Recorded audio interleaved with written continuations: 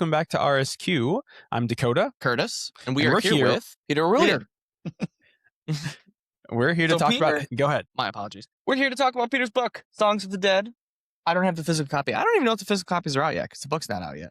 But this is what the cover looks like. Absolutely gorgeous. I was looking at it the other day. We always read like a book and we're like, oh, that's a cool cover. And then after we finish the book, we're like, wait, that totally makes sense with the story and everything like that. So I was looking at it afterwards. I'm like, that looks, I really enjoy it. I think it's the age of digital reading.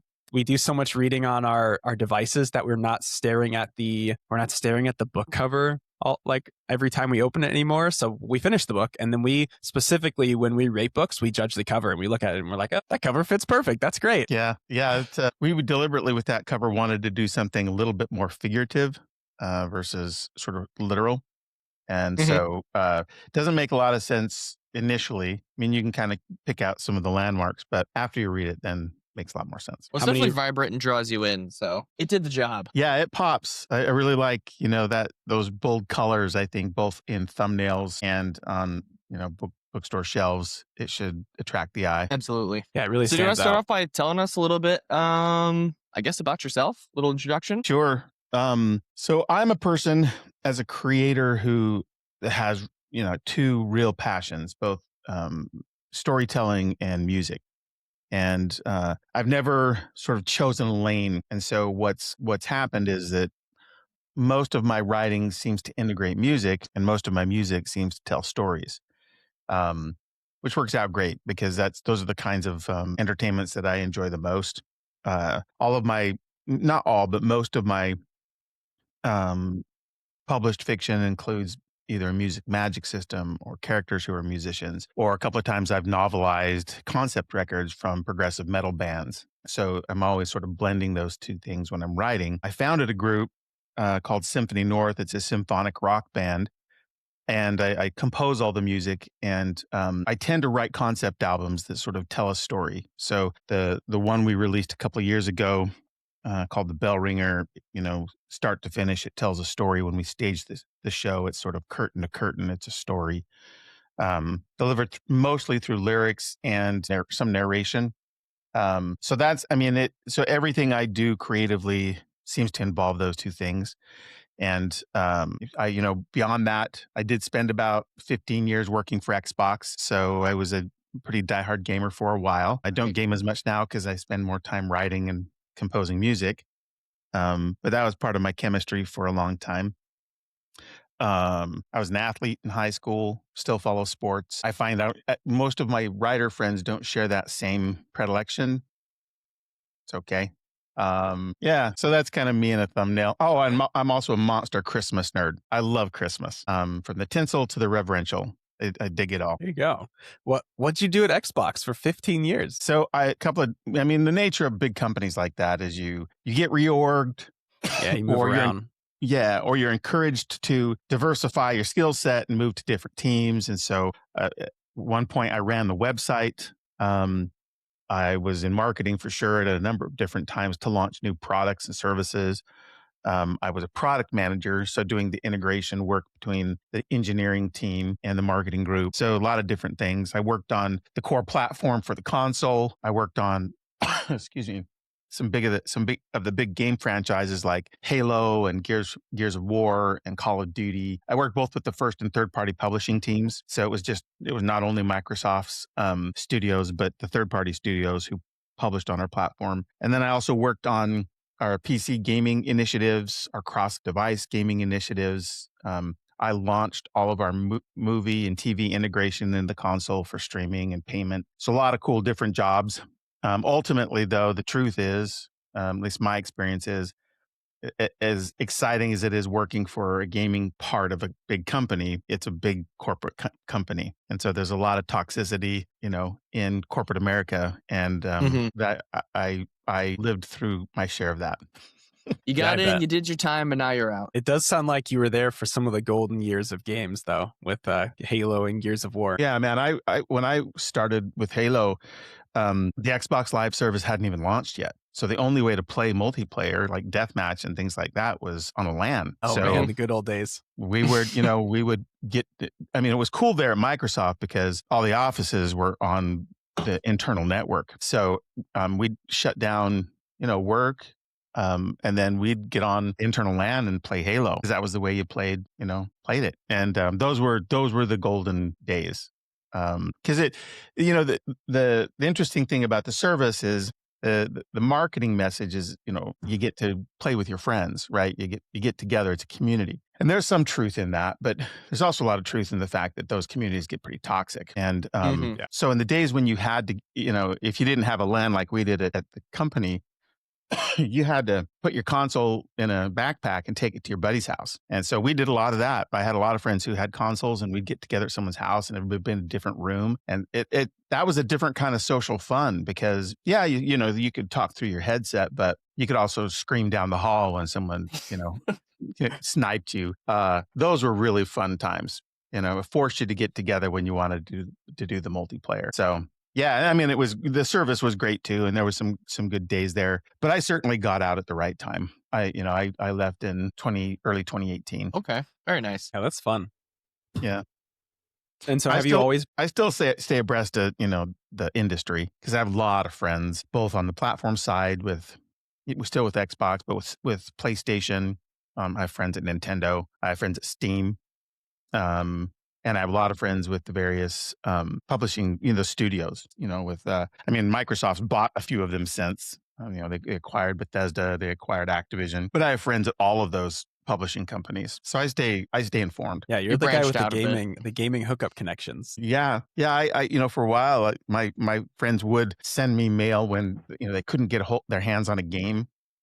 In fact, to tie a thing I said earlier together with that idea, one of my favorite bands is a band called Dream Theater. And when Rock Band came out and it was just like everybody was playing Rock Band, he sent me a note because I had done a few different times I did the music integration for the platform and all the marketing.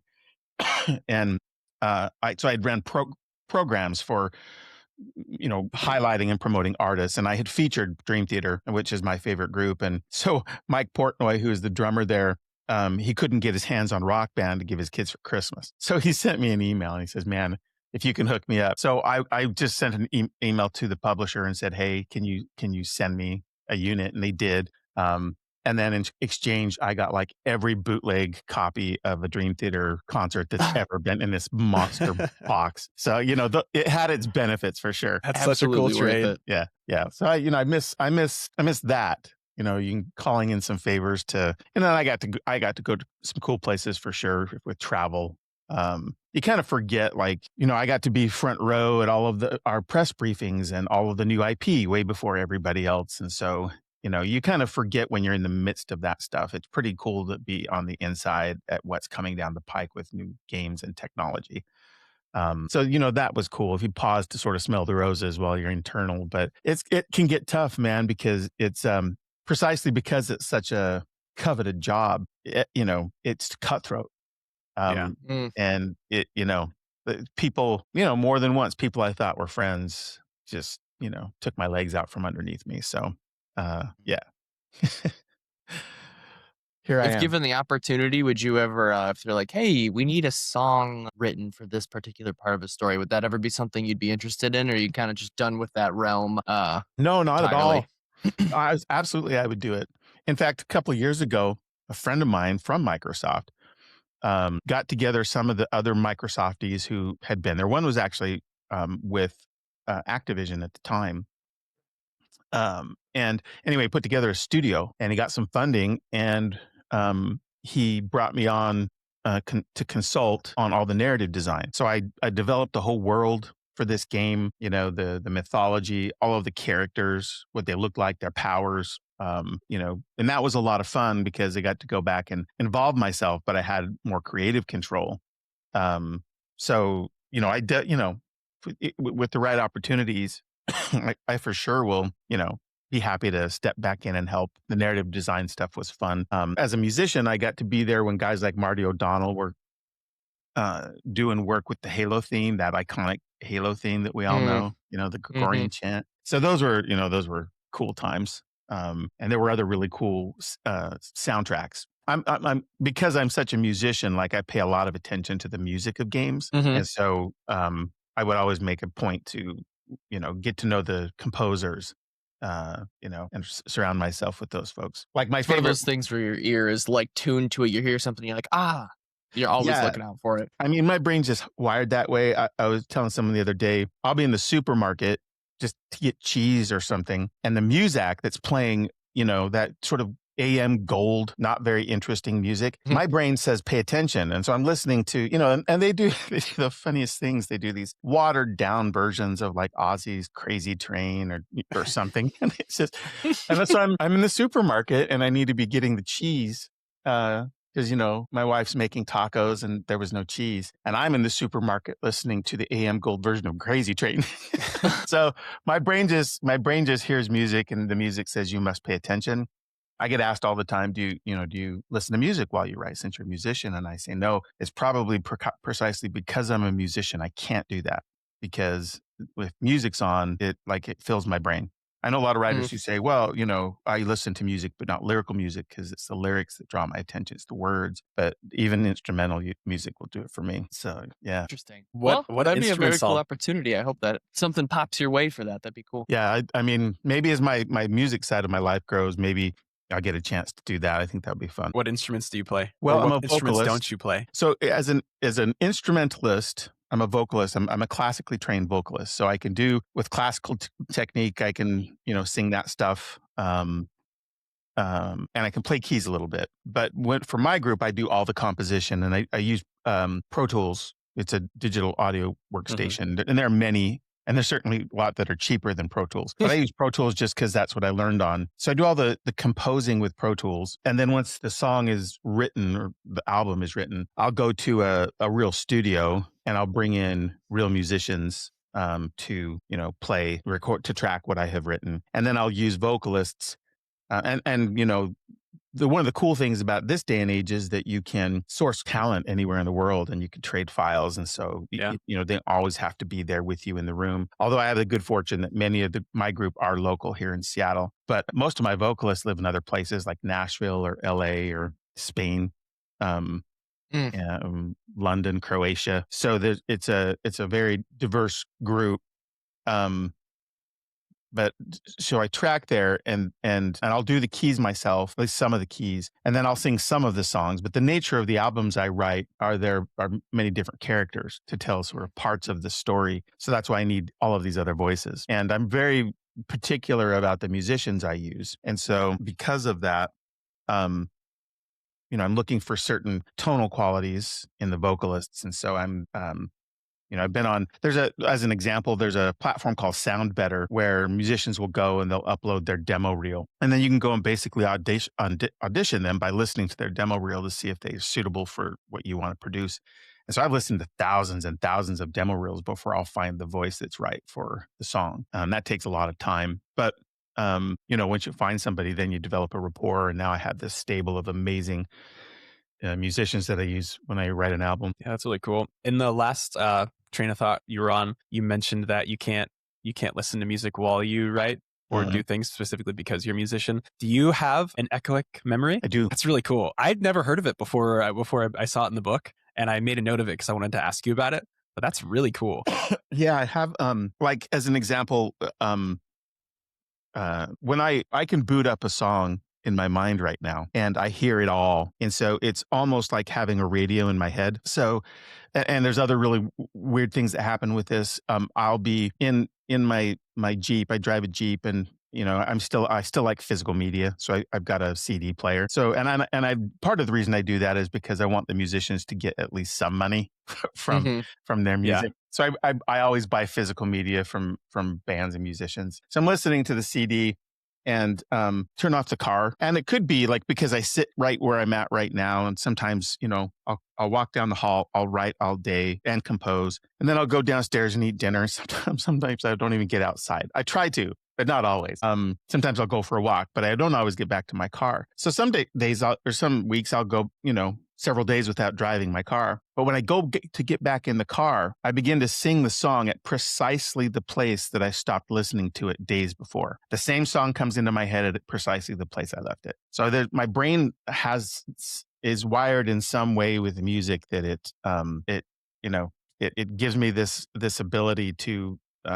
create recall on things. I'm sure there are people that have this at a greater depth than I do, but it's been, it's kind of been a really cool, tool that I've learned to use in my life. And I mean, as an example, I'm never bored because if it's ever quiet and there's nothing going on, I'll just listen to music in my head. It's, I mean, it's yeah. And there's a scene, I can't remember if it got cut, but there was a scene in the book where I wrote, Jack is kind of being questioned, and it might still be in there. I can't remember. We cut a lot.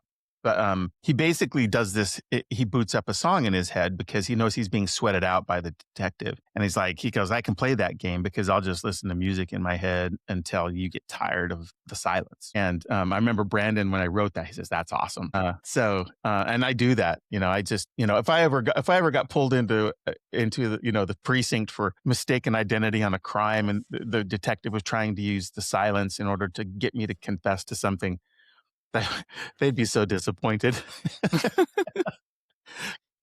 So like, yeah. I'm just hanging out. This doesn't do anything to me. Yeah, I just I'm listening to a full album while you're drinking your coffee and thinking that I'm getting nervous. So yeah, it's definitely a like a real condition. I can't remember if I completely invented that term to define it. Or if I found that, but I know it's a real thing because I know other musicians who have something similar. Usually it's more for melody, but yeah, I guess it's akin to like a photographic memory, just with audio cues. And so, like Jack, do you assign like melodies to things in real life that if you want to recall something you read or something you did, you can just pull up the melody in your head and it'll be like you were in that moment? Yeah, I can absolutely do that. Obviously you can run out of melody, to assign to things because, gosh, these days I read more nonfiction than fiction because I'm always doing research, especially for this series because there's so much history. So, I might run out of tunes before I get done with all of the research I'm going to do. But I'll do that. The other thing that happens too is sometimes it's organic. I'll be reading something and a song or a snippet of melody will occur to me that I didn't assign it, but it becomes associated with that thing, so that in the future I can decide to recall it. Also, what can happen is that if I just hear it spontaneously, like if it was a Crazy Train riff, I might hear Crazy Train while I'm buying the cheese, and I've associated it with something, someplace else. And so then I remember that thing. So yeah, it kind of happens. It can happen in both directions. But yeah, so there are a fair number of things that I wove into the character Jack that, are parts of my own experience. Yeah, we're definitely jumping ahead, but that's one of our normal avenues to take our questioning as well, is what of the character is you? What did you write yourself in, or who did you write yourself into? But sounds like Jack. Yeah, for sure.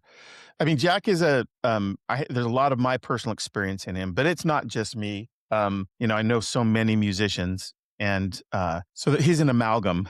But it is interesting. Like there's another thing that happens in the story, and I remember when Brandon read it, he's like, that's not very believable. And I said, Brandon, but that happened to me. He's like, are you kidding me? And I said, no, that happened to me. He says, see, this is why we're collaborating. And my readers at that same spot, like in their sort of comment bubbles in Word, they'd be like, hell no. Jack's never going to do that. He wouldn't do that. And I was like, yeah, well, you don't understand because that, and I'm not the only one who's been in those situations. So there's definitely moments in there that come out of my sort of lived experience. But it's because I know so many musicians, and you trade the war stories. I was able to sort of build this amalgam of experience into the Jack character.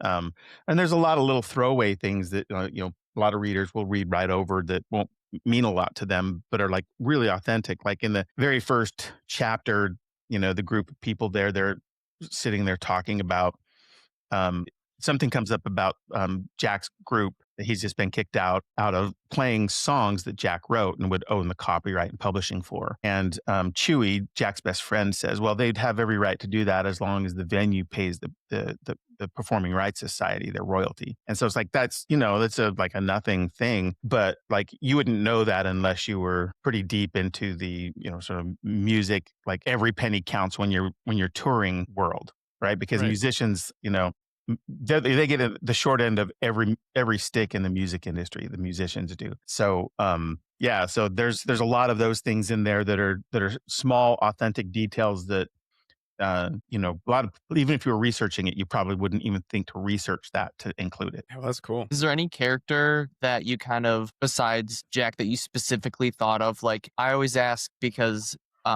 we typically interview a lot of indie authors. So I'm like, where did you pull inspiration from? So I was wondering if like your villain. So it was like, is Brock like somebody that like made you mad? I'm gonna write him as the villain story type thing. This guy in a drive-through one time, I remembered him. Now he's the villain type. Or someone from growing up, or again, just an amalgamation, or just how did you come up with that? He's a twisted guy. He sort of twists Plato's Republic to his own purposes, and I've known sort of intellectuals who do that. So I had college professors who did that a lot, and so I see Brock as really intelligent, very well read, understands history, understands music. He's studied these things for the purposes of his revolution. So he's very self-confident, to the point of being arrogant. And his view on things in order to justify his revolution I think they're misguided. But they're twisted in order to rationalize what he's trying to do. And I remember being in college, and these professors that I was supposed to revere for like being these vaults of wisdom, and to be neutral, and to be guiding my young mind with information so I could figure out where I would land on things and all of that. I found were very clearly trying to direct my mind in a direction, and using literature and other things in order to do that, and with a very specific sort of narrow reading sometimes. And so that personality is, I had plenty of examples of that to use for Brock as a villain. But I'm going to wait until someone figures it out. But I will say this for those people who are nerdy enough that they want to try and figure out like the clearer template. There's an absolute historical person that I used as part of the inspiration for Brock. But I deliberately disguised it because I'm hoping someone will sleuth it out. If they care enough. But so the broader answer to your question is 100%. There are people that inspired many of the different characters. I'm intrigued in who it's going to be. I'm going to be just look. That's exactly what I was thinking. I love little hidden like Easter eggs and tidbits that they're like, oh, I wonder if anyone catches, this. And I'm like, wait a minute, did I catch that? And then I have to go back and look at like my highlights and stuff. There's a bunch of that in this book. This is the first time I've talked about that. But, there's a level at which it's like an onion, right? You can keep peeling it and keep peeling it. And I was very deliberate with this, that there would be layers like that. So there's the layer at the highest, which is, hopefully it's just a fun adventure. And there's fights and there's cool magic and all that stuff. And then there's the layer that has more to do with Jack's inner journey and the notion of found family and how important that is for a lot of folks. I think folks in fantasy and science fiction understand that idea better than a lot of people do, because oftentimes they're marginalized by being called geeks or nerds or what have you. The metal community is much the same way. Right. And Brandon was actually pretty, like right from the beginning, he understood that intellectually. And it's one of the reasons he wanted to partner with me on this, because I know that side of things. And he didn't want to just use stereotypes to cast this character, which in his mind from the beginning was a metal singer. So there's, hopefully if the novel's successful, the idea that, Jack, even though he understands this also intellectually, I think at the outset of the book, he internalizes that in a way that's really important by the end of the book. And I think that's another layer. It's a deeper layer. It's a more resonant layer. But there are a couple of additional layers that I architected in the book for people who want to go deeper on socio-political things, or ideological things, or you know, power dynamics between different groups of people, all of those kinds of things. So because with the first book, it was written on spec, we didn't have a contract or a deadline. There was time to like really build this architecture for the series. And, because I guess I'm a nerd about that stuff. I thought I'm going to do it. And, maybe no one will ever read the book to care about those levels of things, and that's okay too. But they're there if people want to peel the onion back far enough. Yeah, it's rich in historical and musical references. I loved every single bit of reference we got in there. Was just really well done. Yeah, I mean that was a joy. I knew some of that stuff going in, but not all of it for sure. And there's the rock and metal, but then there's also people will find out there's a lot to do with classical music. Jazz is referenced many times. I was in London a few weeks ago. I got to see the Ronnie Scott's Jazz Club, which was really cool. Ronnie Scott was like a legend, an icon in London jazz scene. There's show tunes. Andrew Lloyd Webber is from there. So there's a lot of references in there. I mean, one of my favorite small moments is Jack and Cassius go to the Underworld, which is a metal club in Camden. And as they walk up, there's a young Polish kid who's basically like the doorman / bouncer. And he's sitting there reading musical scores. And, Jack had been the one that suggested some of these musical scores that he could be reading. Yeah, and they're classical. So there's a lot of that all over through the book. And then it gets into the actual characters. So like Henry Purcell is in the book. He's a character in the book on the sort of antagonist side. And if you're a classical musical person, you probably, there's a good chance you would recognize his name. But if you're not, the average person probably could tell you the name of Mozart and Beethoven and Bach and Schubert and a few others, but most of them probably wouldn't call up Henry Purcell. And Henry Purcell is arguably the most important Baroque composer in British history. And that becomes part of the idea with many of those characters, is that they've kind of fallen onto the margins, and there's a problem with that. So that's a big part of the story. It's really it's the fundamental tension in the book, this tension between the present and the past, and the idea that the present, through its neglect of the past and their stories, through its marginalization of those things, through its revisionism. And revisionism sometimes is deliberate and malicious, in order to, like I was talking with my professors, to sort of create a narrative that's not aligned with the historical reality, or sometimes, not maliciously, just for fun. I mean, how many times have we seen, like Hamilton, the Broadway play? It's not historically accurate, but it's great musical. But there's a lot of kids who probably don't know any better, and that's their premise now for who Hamilton was. And the way the music gets in your head, right? I mean, 100%. And everybody's going to know more about Burr through the musical than real life, right? Than like actual history. Yeah, and it's entertainment. And so, if I were to get conspiracy theory on you guys a little bit, and I don't think Lin-Manuel was doing this, but I think there are creators who understand that through art they can recast a story in a way that's not historically accurate, but because of the way society is now, it can become the prevailing narrative about that time or that event or that person. And that's what, in the fiction of the novel, that's the reality, is that the topside world is doing that. And I do believe our world does that. Again, I think sometimes it's intentional. I think other times it's just, hey, gosh, the story doesn't work as well this way. Why don't, because that's real life is not always neatly sort of constructed into stories. Let's change this part, and then it becomes really interesting. So I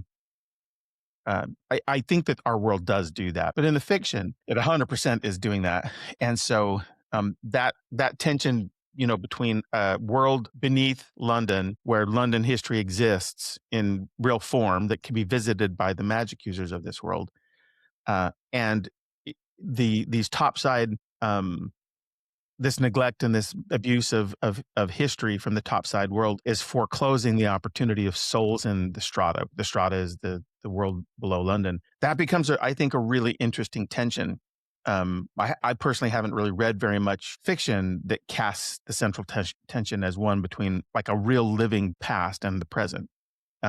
So that, that became really interesting grist for the mill, because then we could bring these people to life and they could have a reason to revolt against the world. I mean, even Henry Purcell, when Jack and his team, have a conversation with them, he lets go with some examples of how the topside world has taken his music and used it for its cheap entertainments, like, in Clockwork Orange, right? And that doesn't even give him any credit for it. So yeah, that stuff was really fun. It's interesting too, because like you said, even today we do things, especially movies and TV shows. They adapt a book or a historical time period, and they make it for entertainment, which is great. Except for now, you're not promoting history every day, but you do promote whatever movie you're making.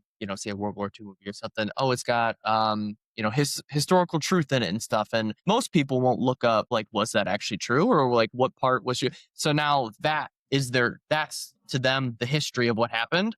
And if that's not right, then they're never going to know. Unless certain people will. But for the most part, that happens. Like I said, with history, but with books too. They cut out certain parts, and depending on how involved the author is with the adaptation, you're like, wait a minute, it was like an integral part, like you just cut out. Now people aren't going to get that piece type thing. So it's very applicable, the strata and the the kind of conflict that they have to really anything the entertainment industry does. Yeah, I agree with that. I think that sometimes it's just shortcuts, in Hollywood. People are lazy, or the historical record isn't interesting enough. There's not enough drama.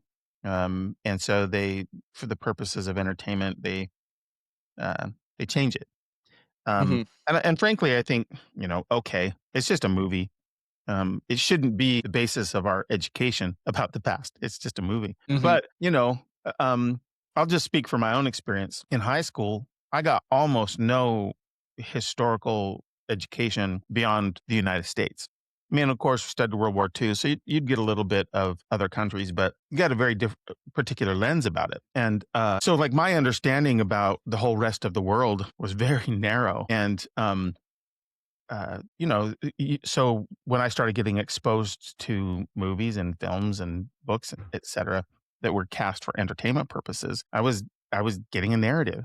And it's been really interesting as an adult to go back to actual historical records for, and I did a lot of this in the book, for things that actually happened in the history, and go back to the purest accounts that you can get to see what really happened, and not the thing that, gets repeated all the time, in, normal conversation. And because there's really interesting studies about the degree to which once you hear something enough times, it just becomes true. You don't even question it. And then when you hear people contravene it, they feel like the weirdo. And that idea is very much, what the strata is upset about.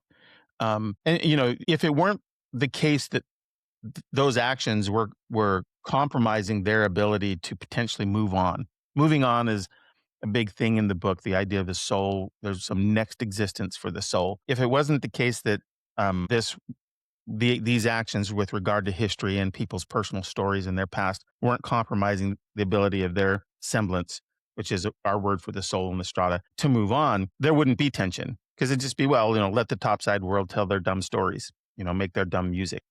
But it is, and that when we happened upon that twist, that became, for me, it fueled so much of the whole book. And it also gave, Brock and Emmeline and all of the Shiguan and their cohorts a tenable reason for what they're doing. You may not like it, but it's defensible. Yeah, that's always the hard part about a villain's. I mean, it's a sign of a villain well written, right? It's like, well, they want what's best for someone.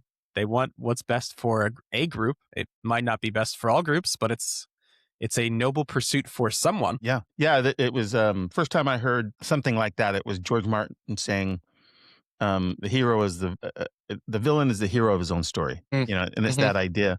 Yeah. Now that I think you can draw it as a writer And I try to do this because even though I think characters with flaws, heroes with flaws and protagonists with gestures of humanity that somehow show you there's more to them than just sort of the villain. I love that. And I think that's important in good writing. But I also don't really want my readers to be confused about who to cheer for. I know there was a period of time in fiction where this idea of moral ambiguity was like all the rage. And so you'd read, and frankly, I would read books and I'm like, all these people are deplorable. Like, I honestly I'm not rooting for any of them. And those books I would put down. And I do the same thing with TV and film now. It's like, to me, it's so labored. When I see a film or TV show or a book, it feels like the writer has worked really hard to make everybody sort of not cheerable. Yeah, unlikable. Yeah. Yeah. So you're like, and I'm like, okay, I'm turning it off. That's me. And I know some people dig that, but I think that there was a strong movement of that in fiction not very long ago. I think it's not as much that way as it used to be, but I never was that way. I always wanted it to be clear, my protagonists are flawed. My villains do things that are defensible, even if unlikable. But you're not confused about who you're cheering for, like who the hero is in the story. And so I think you need a villain who if you just step back in an objective way, you can say, yeah, like if I were in a debate, I could defend that position. Yeah, that's definitely something we've called out in other books that we've reviewed before, is when the extra work that an author has to do when they specifically make their main character not likable. It's like, well, you've already got to convince me of who I'm rooting for, because I can't root for the main character on the first page. Maybe they'll grow, maybe they'll change, but page 1, it's like, I have no one. I'm rooting for no one right now. I hope everyone has a good time. Yeah, that's right. That emotional investment is earned. And there's techniques that have you guys heard of the pet the dog technique? So it goes by other names, but the idea is, and they do this in film. I mean, the last time I saw it in a show was in the new Reacher. Have you guys seen the new Reacher from? Not yet. It's on my list of things to get to, though. Yeah, me too. It's pretty fun. I mean, basically he's a human superhero. But it's still a pretty fun show. But there's literally a moment where Jack Reacher, there's a dog next door early in the show that's chained up and is obviously being neglected by its owner. And he goes and I think he gives the dog some water, and he frees the dog, and he ends up, I think, clocking the owner. And of course you're like, yay, because a dog's this beautiful Everyone symbol loves of dogs. Unconditional love, and they're defenseless against a human. And this idea, so it pervades in a lot of storytelling, where if you show the character early on petting a dog, you know who you're rooting for, right? It softens them. It shows you that there's this side of them, and there's a million ways to do that same idea without it necessarily being like in my book. I actually did. It's funny because I thought about this after I did this sort of instinctively, and then I realized after it was kind of a pet the dog. But in the very first chapter, Jack goes back into the green room because there's a girl there who is terrified to go up on stage and sing, and Jack goes back to talk her up, connect with her, because he understands what that feels like, and to give her the confidence to go do the thing that she was born to do. And I realized after that shows you something really important about Jack, and humanizes him and makes him the kind of person, he's just been kicked out of his band. And yet the very first thing he does once he gets into the club is he goes to help someone else. So it's that same idea. You do something in service of someone else, regardless of what's going on in your life. And it's a simple writing technique, but it's very effective. So on that, where did this story come out of? How'd you meet Brandon? How'd you get started on this? What's the birth of Song of the Dead? Where did it come from? Well, Brandon had project. God, I don't know when it started. I want to say in like the early 2000s, maybe 2010-ish. Anyway, he had come up with a story idea called Death by Pizza. And it was a little tongue-in-cheek at first. It was an American heavy metal singer living in London who had a pizza delivery job. And he shows up to deliver pizza. He gets shot, collapses, and then he wakes up to a new reality where he's got magic abilities. And he had written one like partial scene, and he knew there was something to it, but he'd never really gotten it right or spent a lot of time trying to dial everything in, because One, I think he sensed that because he knew intellectually, as I said before, that the heavy metal culture was a real community, and it wasn't something. I mean, you can read about it, but it wasn't something he had been a part of, and he didn't really know much about it. He never really dialed it in, and so it had been languishing for a long time. And then, Brandon and I met at a writers conference. We were on panels together, and then we do a lunch here and there, and then just over the years we became friends. And then on my side, I had started an epic fantasy trilogy for Tor. I sent some of those books to Brandon, and he kindly blurbed them for me. Brandon, I think he was doing Wheel of Time, and then he started Stormlight. And then I started doing novelizations for heavy metal bands. I did a couple of these for Dream Theater. And so we were both busy doing things, but I ended up realizing, like, I wanted to I wanted to level up. And there are a lot of ways you can sort of try and do that. And the one that I came up with was if I could collaborate with a writer who was more established than I was, maybe it'd help me grow. So I reached out.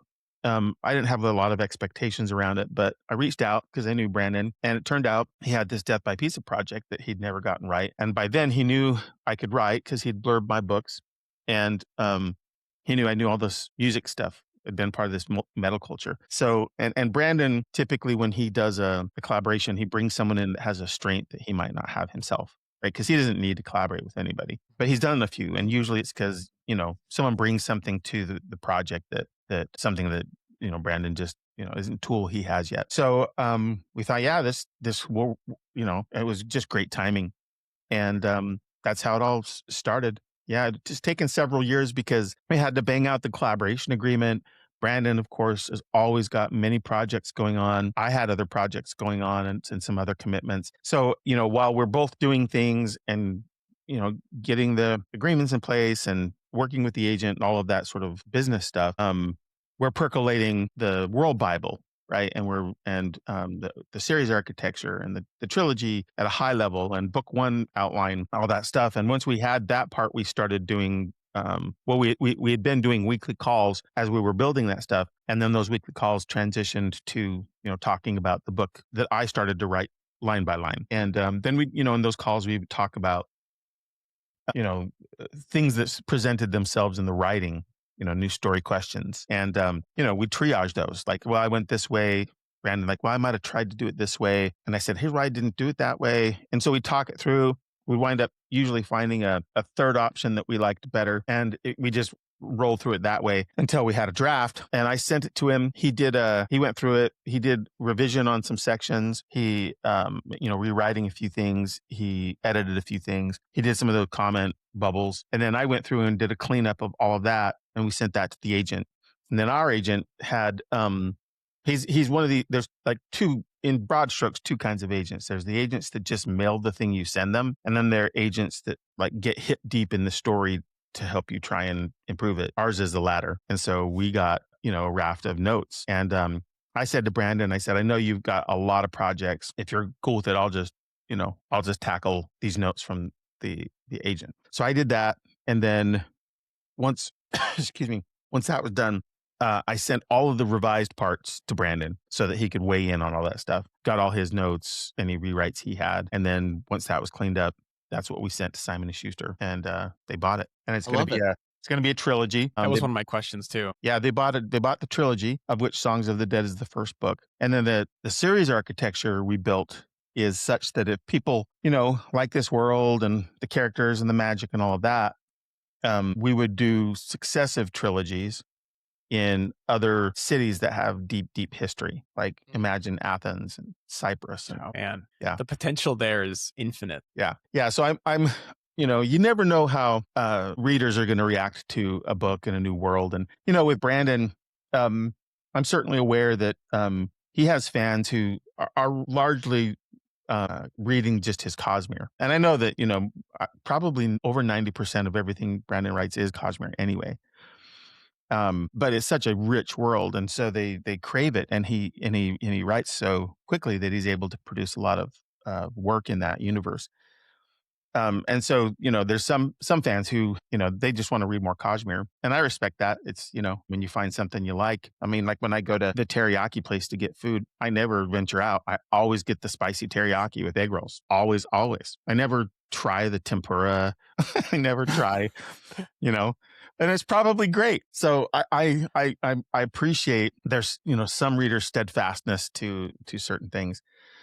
But having said that, I think the world's really interesting. The magic system's really interesting. I think the conceit that we have with this tension between the present and the past is really interesting. As a musician, I think the music integration is really cool. I will say that we worked hard to make sure that the music wasn't a barrier. Like, you don't need to know any of the bands or songs or music theory or anything like that to understand the book. If you know some of those groups, maybe there's an extra little bit of resonance for you. But it's the same way, like you don't need to be a lawyer to read a John Grisham book. Yeah. So, we didn't want that. In fact, the opposite. We wanted people to feel like, hey, look at this group of friends who share this passion for this music. They're like kind of any group of friends who, like, sometimes things go really south and you find out who your friends are, who's going to stand with you when it matters. Yeah. And we wanted to sort of treat it very humanely, and I think we accomplished that. But sorry, back to the original question. If people dig them, it'll be fun to write trilogies set in other cities of this world that have these amazing histories the way London does. I mean, some of them are going to go way further back than even London. You get a lot of options to choose from city-wise, so that'll be the world is your oyster, literally. So that's pretty cool. There's definitely like you said, some pros with the collaboration because you can bounce off each other's strengths, right? So if you're struggling with a part, and the other person's like, oh, I think we should do this, and you can kind of piecemeal things together. Was there anything you found super difficult about collaborating? Not necessarily with Brandon, but even just in music, something you find like hard where you're like, man, I'm really passionate about like doing it this way, and they're I really want to do it this way. Has it ever kind of come up either with this book specifically or if you really want to say something buzzwordy about Brandon now for the internet, this is your perfect sucks. chance. Create a headline, even if it's bad, because no publicity is bad publicity, right? It would be scandalous, wonderfully scandalous if I could say something negative about Brandon, but there's just not. What was cool about this is, I mean, not that there weren't, I'll give you some examples of some things that we didn't agree on, but from the get-go, he was not looking for the James Patterson novel. If you're familiar with James Patterson, like he puts out multiple books a year and he's just got this almost like book mill where he'll have an idea. It's just like the core of an idea. And he'll bring a writer in for 10 or 20 grand just to write the book. And then his name gets emblazoned on the top and he's a franchise now, right? It's a brand. And I'm sure he brings in good writers. In fact, I know a writer he brought in who's a very good writer, and it's a payday for a writer. It's not, there's no residuals with it, but it's a payday. But it doesn't really build the writer's career, I don't think, in the same way. Brandon didn't want that. He wanted a true collaborator, a co-creator. So from the very beginning, when we would talk about things, like I said before, if I had made a story choice, and he would say, I might have tried to solve it this way. That's how he would phrase it. And that would kind of lead me to understand that maybe the choice I'd made could, use some examination. So we'd talk about it. And I'd explain why I did what I did. And sometimes it'd be like, oh, well, and here's why I maybe didn't do it the way you might have. And very often, we would find another option. Or we'd find some finesse on one of the options we had talked about that made more sense. So it was always like very, it was never heated or there was no contention. So that part of it was like really, really great. As one example, there was a character I had in the draft who was a journalist, and this journalist had an inkling of what was going on beneath London, that there was this other world. And I remember Brandon didn't like this character. So it's like, it wasn't an important character. So it was easy to cut him. But the idea that was hidden in that character still was an idea that I thought could become really, really important. So it's, it goes in the cut file. And then later when we got that feedback from the agent that was like, hey, look, guys, I think it's cool. I think the story is cool, but you've got kind of these what we call them schisms now, these different factions, groups of Thanatos are the magic users in the world who are vying for influence and power. And that story in contemporary fantasy, and frankly, maybe all fantasies, has kind of been told a lot. And it's still a good story. I mean, those always work for a reason. But he wanted to push us to do something a little more than that. So that's when, like, I went to my cut file and I was just thinking through things, and the idea that was inside that character of this tension between the present and the past became really bright in my mind. And so it made its way back, but in a different form and a much more a broader form, more powerful form to frame the tension in the whole series. Frankly, not just this book, but the whole series, because I'm working on book 2 now, and it's just escalating like crazy. So there definitely were things where one path or another was something that we, walked back from to change, but there was never contention over anything. So it was I can't speak for all collaborations. I know a few people who collaborate, and I think mostly, writers are pretty genteel. They can find solutions to their problems, but I don't know for sure because I'm not in the room. But I know with Brandon and I, it was really like the last time that I sent him stuff, I packaged up for him all of the changes from the agent stuff in very specific sections. And I said, here's what's changed, all this stuff. And he's like, man, this is great. I can just target, all the feedback. And, and it went actually really quickly. So yeah, I have nothing but good things to say about how things all panned out in terms of how we worked together. I love that. And you could tell that in the book too. I mean, everything came together so well that, there's, sometimes not, again, this in the minority, you have, projects that work together, multiple, you can tell who did what parts. But this, you can tell, it's very seamless that, it was two great minds together made something. Yeah, it reads with one voice. It doesn't read like it was two people. It doesn't read like I wrote this and he wrote that. It definitely has like a unified voice throughout the story. Yeah. Yeah. And one of the things that Brandon wanted is he wanted to, part of the value in bringing me in was that I would bring my voice to it in terms of the line by line, because if we'd inverted it and I had built, more of the outline and, some of the other stuff, and then consulted after a draft on authenticity, which I could have done, it would have, I think, still been great, but it would have had Brandon's authorial voice because he would have done the line by line, and that still would have been great, but it wouldn't have been as different from Brandon's other work because it would have had his authorial voice. And the value in having me do it is one of the things I think we talked about early on, which is because, it was very easy for me to get behind, to get in Jack's head. It's a first person story, to get in Jack's head so that everything, the way that he's experiencing what's going on and the world around him is through that of a musician. So the things there's one of the other writing techniques that you think through is, what does your character care about? So, one of the things that happens sometimes in fiction is the character will walk in a room and the writer will describe the architecture. It's like, okay, if the character's an architect, that might be something they would notice. But if they're not an architect, how much are they going to, how much time are they going to spend describing the room to you? Yeah. So you think about like the lens through which the character, views the world. And so because I'm actually a musician, it made a lot of sense for me to do the line by line writing. There's a million reasons for that in this collaboration, but one of the better ones, I think, is when I'm doing the line by line, I'm looking through Jack's eyes as a musician, so I can notice the things that Jack would notice because he's a musician. And so you can, as a writer, you can pretend that, and I think you can do it well. Like, and I would never discourage a writer from trying to write in the voice of a character with an expertise that they don't have, because I think that's the beauty of getting to write stories is you can pretend to be anybody and pretend anything. But I will say I do think there's an extra layer of goodness if it is something that is actually your life experience, because I think there's just an authenticity that you can't fake. And because this was a musical character, there's just things that Jack notices and does. Like, there's a simple thing. Jack is having a meeting with Church, and they are sitting at the center of the club, the Iron Horse, to have this private conversation. And as Jack is waiting for Church to arrive, he notices that the cables on the stage haven't been coiled. And so Jack goes up and coils them, you wouldn't even think to do that if you weren't like a musician. Yeah, it's a little touch, right? That gives it the identity and authenticity. Yeah. And the same would be true if I'm John Grisham and I'm writing a legal thriller. Like I could write a legal thriller and I could spend a lot of time getting some details right, but it's never going to read exactly as authentically. I think you'll get that appreciation too from people who are very much into music. Be like, you know what?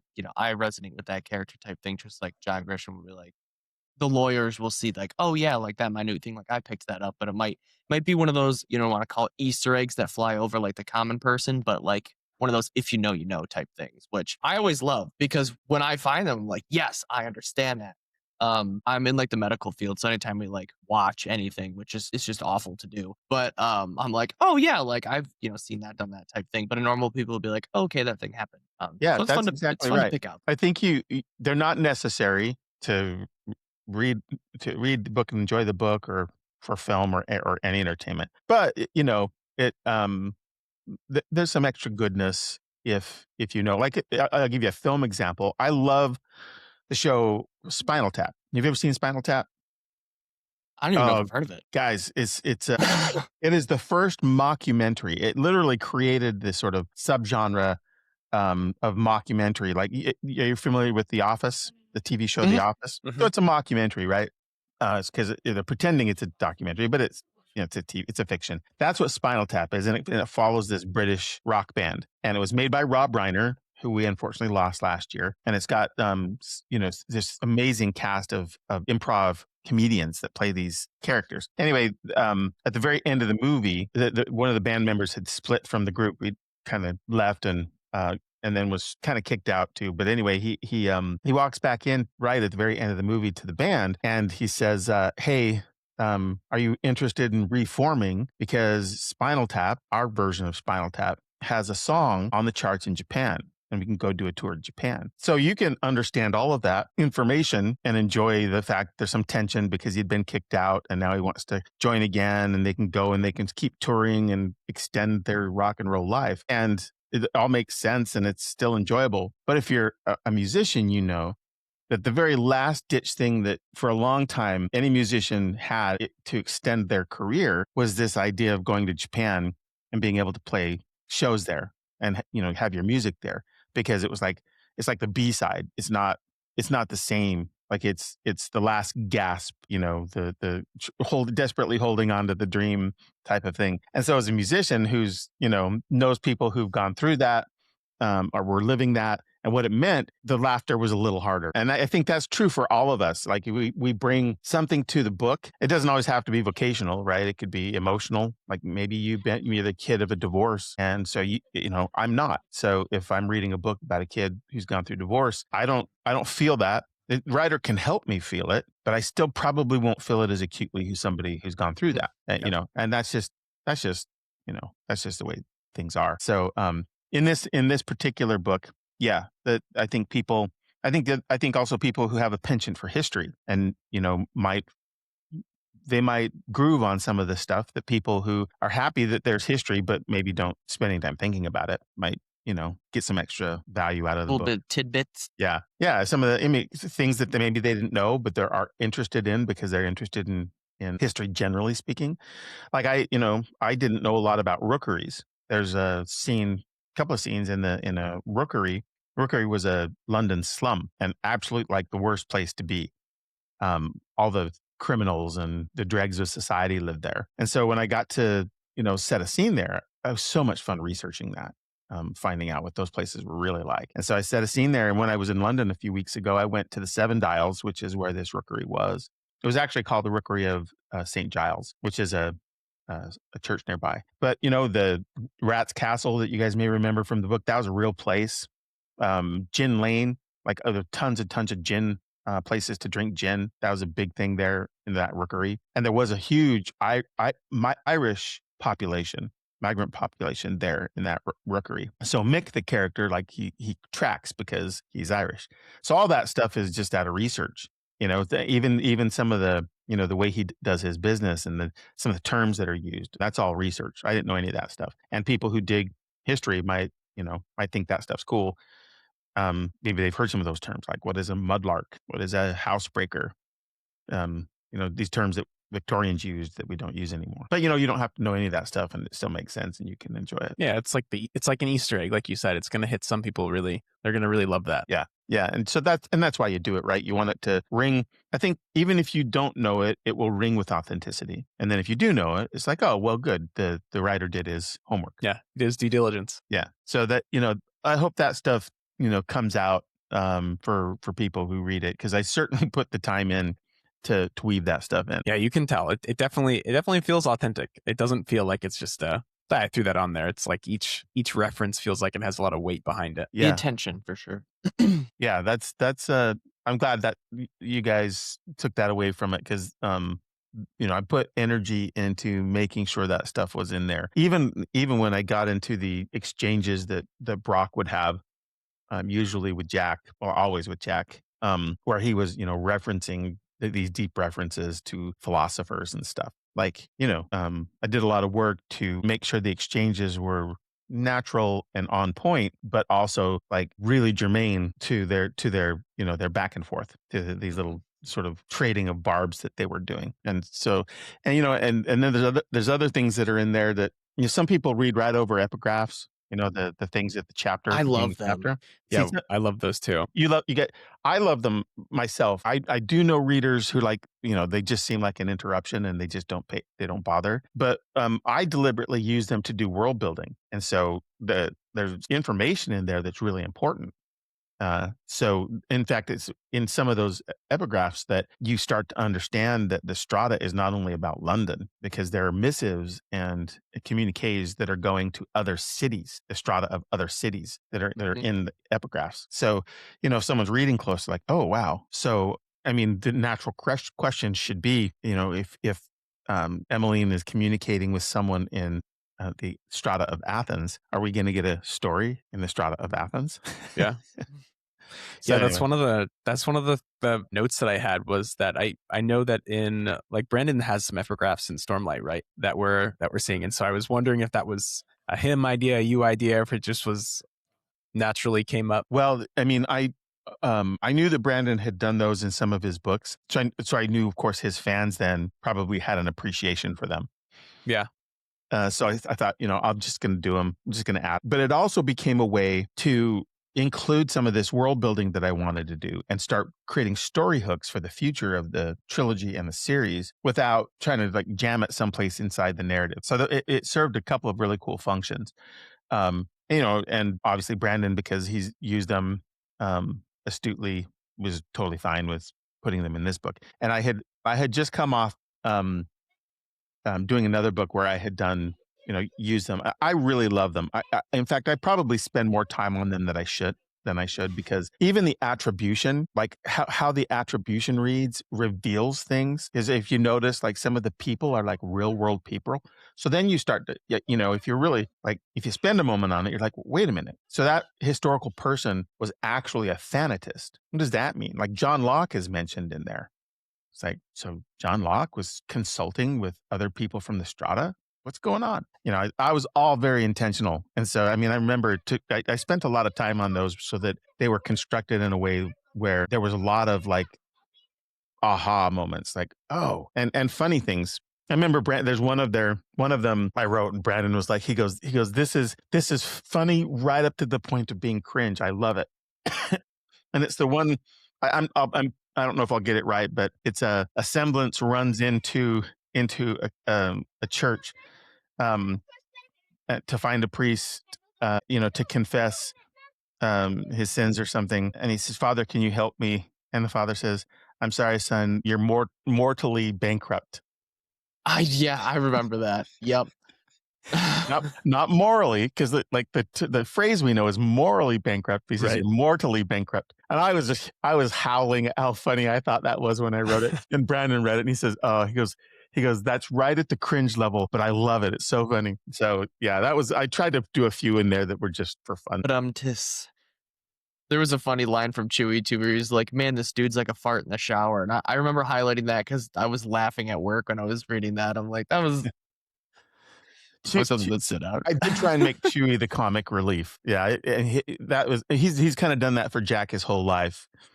There's a moment where they've just they're kind of racing around. Things are getting tough. Jack's, tired and despairing a little bit. He's kind of staring down at his feet, not sure what to do. And Chewie leans over and tells him there's no time for losers. And that's a reference. That's a Queen reference, if you know the Queen song. Chewie's always doing that stuff. There's also there's a line, if this is a Spinal Tap allusion, so you guys might not get this, but they're down on one of the stratums and they're surrounded. And Jack turns to Chewie and says, "Do you still have your Bluetooth speaker? Is this really powerful Bluetooth speaker?" And Chewie's response is D minor the saddest of all keys? It'd be like, is the Pope Catholic, right? It's of course, right? Yeah. Well, is D minor the saddest of all keys?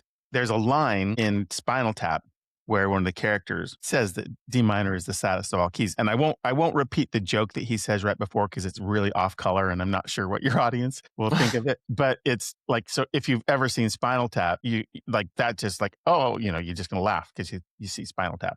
That's another one of those things where you don't need to know, like you understand what Chewie's saying, but if you've seen Spinal Tap, it has, it's like, of course, that's what Chewie would say because Chewie's also a musician. But then what's the second thing that's funny in that exchange is they boot it up and they put on a song from Cannibal Corpse, which is a really, really aggressive metal band, a song called Hammer Smashed Face. And it's just like this wall of aggression and it's like grinding glass. And to someone who had never heard that, especially if they're from a couple of hundred years ago, it would sound like hell's coming. I mean, it would sound like hell is coming at your face. And they use that to disperse these people who were trying to hem them in. And I remember thinking that was just so funny because I thought, how are they going to get out of this? And I thought, those people have never heard heavy metal, and not like the melodic metal, but the stuff that like makes you, that just hits you in the face. Mm-hmm. So there's a bunch of little, and you don't have to have ever heard that song to kind of understand probably what Hammer Smashed Face sounds like. So yeah, that was Chewie is that comic relief in that book. Well, we are at the time to wrap up. And before we break here, what do you have any final parting words for either people who are looking at this book and trying to decide if they want to read it or not, people who are just finishing the book? Do you have any sort of, this is what this book means to you, or this is what I hope people get from this book, or this is why people should pick up this book? You can pick anything there that kind of strikes a chord with you. I think the main thing is, I think we talked about this a little bit, is you don't need to know anything about music, let alone rock and metal, any more than you need to be a lawyer to read a John Grisham book, or frankly, someone who knows about swords and magic to read a fantasy novel, in order to read this book and understand it and enjoy it. And Brandon and I were very deliberate not to create any condition where you have to have special knowledge to understand it, because at its core, what the book is about is found family. It's about this idea that, people share certain passions. They can, a lot of different things. In this case, they share a passion for this music, but beyond that, they're humans. When they get together, they talk about taxes and health problems and, what they had for breakfast, the same things we all talk about, those inanities. And they hopefully, and they, in this book for sure, they stand up for each other when the chips are down. And I love stories like that. A friend who's willing to go into the breach, at peril of their own life, potentially, in service of that friendship. And that's what the story's about. So if you dig stories like that, where people, friends who are a family, not blood family, but found family, are called upon to step in for one another when things go hard, I think you'd enjoy this book. And along the way, you'll be, if you're not already familiar with a little bit about a different community, you'll get a little bit of taste of what that community is like. Right. Well, there you have it. Curtis, any final thoughts on your end? I just want to thank you so much for coming on and chatting with us. It's been super fun. I mean, I always enjoy these, but it's always nice when we could just chat. So this is a good time. Thank you. Very excited for this to come out for everybody. June 16th, I believe, is the release date. So a couple of days here. Yeah, we're getting close. So we're getting close. So I mean, if I could say go ahead and check this out, but if you've made it this far in the video, you're probably going to go ahead and read the book. Yeah, you're probably going to check it out. But thank you so much again for taking the time to talk with us and everything. I really appreciate it. It was good. Yeah, guys, this was a lot of fun. I'm glad you had me on. Yeah. Well, thanks for joining us, and thanks everybody for watching along, and we'll catch you in the next one. RSQ out. RSQ out.